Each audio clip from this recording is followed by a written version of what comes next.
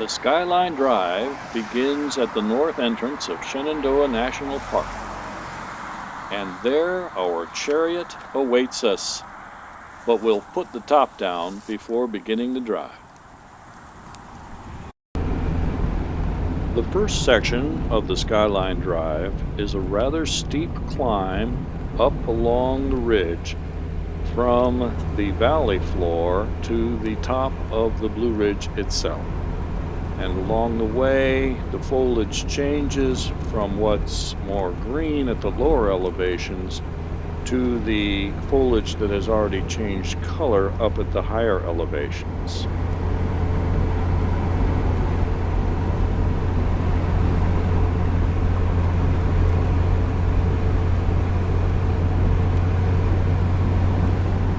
The mountains off to the right are called the Massanutten Range, and that is where Washington planned to take his army if he had been defeated by the British for the last time and had to make a final stand as a defense.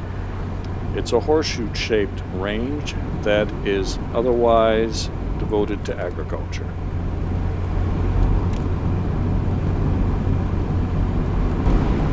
Once on top of the ridge, the Skyline Drive winds around the peaks, sometimes on the Shenandoah Valley side of the ridge and sometimes over on the Virginia Piedmont side of the ridge. You get spectacular views on either side.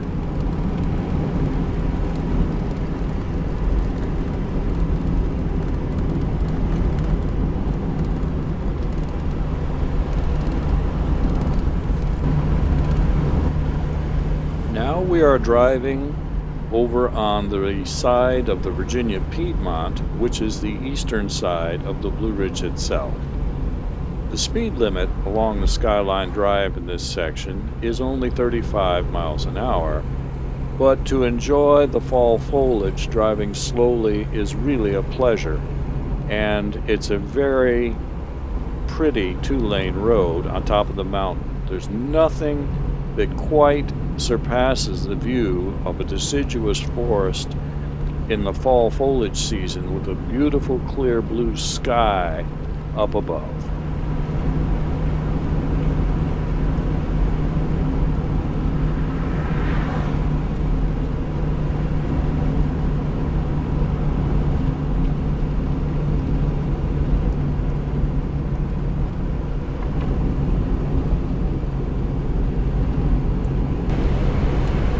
Now here we get a view of the foothills to the east and the Piedmont section, which extends down to the Chesapeake Bay. At this point we are descending down toward Thornton Gap, where we will take Route 211 back home to Fairfax. But the Skyline Drive continues for another 60 miles or so in the Shenandoah National Park, and then the Blue Ridge Parkway continues all the way down from the Shenandoah National Park to the Great Smoky Mountains National Park between North Carolina and Tennessee.